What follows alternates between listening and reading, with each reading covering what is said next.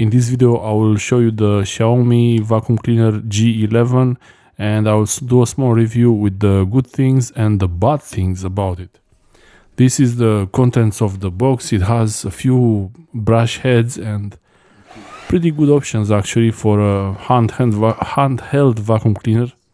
It's powered with the lithium batteries just like the other brands, more or less the similar types that are in the same price ranges, more or less.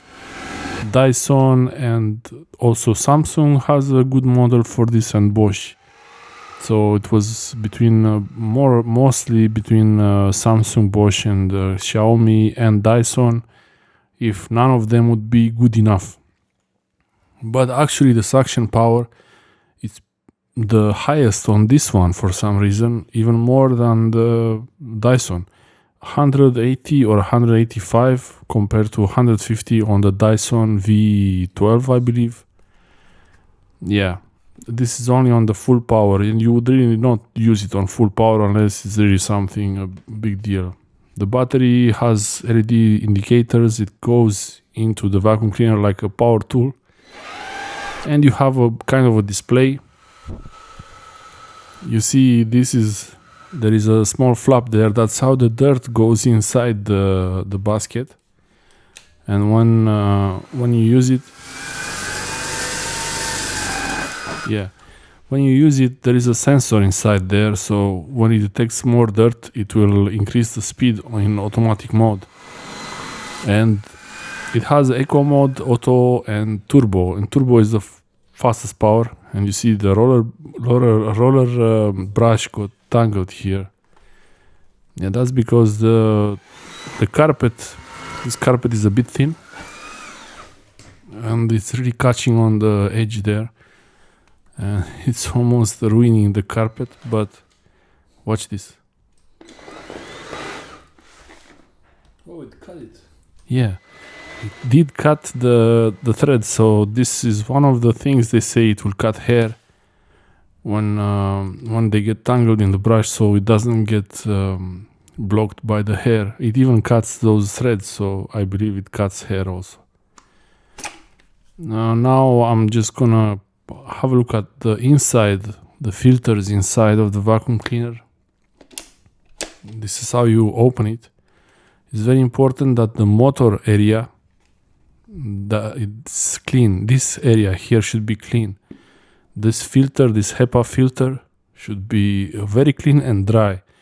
You can rinse it, you can wash it, no need to scrub it or anything. You just put regular tap water on it and then dry it for 24 hours at least to keep it super dry. This flap, it's flexible so the dirt can stay on the lower side here. And some cyclone systems, similar to the Dyson, I believe. And it's very similar to how Dyson works. And this is the filter.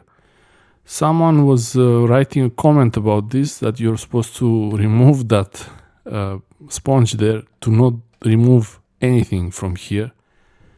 This sponge, you need it because it will catch the heavier dirt before it gets to the next filter, this one. When you need to wash them, you can remove the filter like this, the sponge and the other one. Just keep them under tap water for 1 or 2 minutes. Don't scrub them or anything.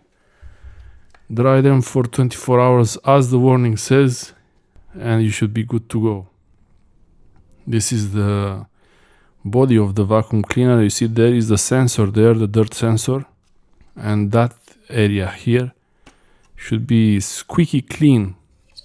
There should be no dirt here. Make sure when you put the filter back, it clicks, you rotate it and it clicks. Read the manual on this thing just to make sure that you do everything right.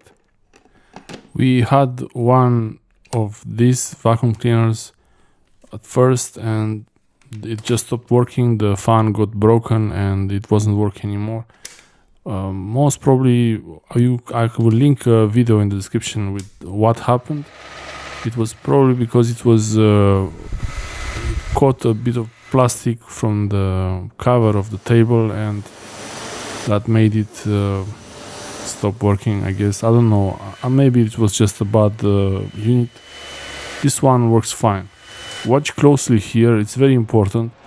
This will grab the dirt from all the way to the edge. I saw somewhere someone was mentioning that it doesn't do that. It might look like it doesn't get the dirt all the way to the edge, but it does. It does catch it.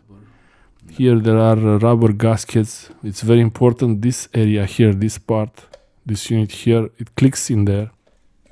Make sure it's straight and it clicks when you close it like this. This is the holder, the cyclone unit for the filter, the holder for the filters. And check the fan, shouldn't be any dirt in there. And yeah, use it as normal. Main reason to get this thing is convenience.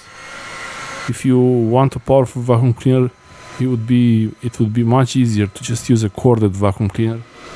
They are more powerful. The airflow is more powerful, but these ones, they have the rotating brush that might help it a little bit, and it's portable. I mean, this is the main reason.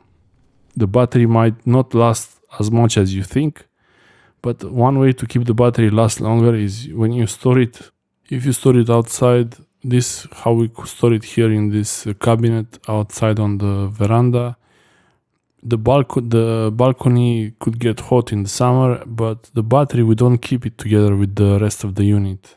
So the battery stays inside in a more cool environment. Watch here that there is dust only where is the behind the filter. And you see it started to get a bit dirty there, but outside where is the fan, there is no dust. This is perfect. Even though there was a bit of some piece of something from fruit or something, it was stuck on the membrane. Here, this area, it's only dusty inside. That's why it's important to keep this filter locked in place securely.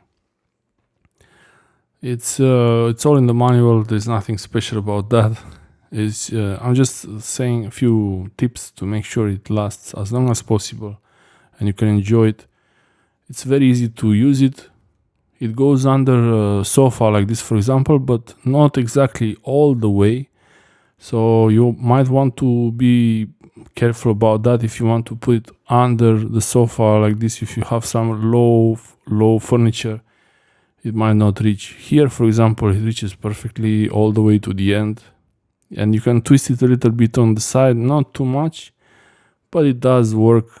So yeah, it's really convenient. And even if the battery doesn't last as long, I can change the batteries later.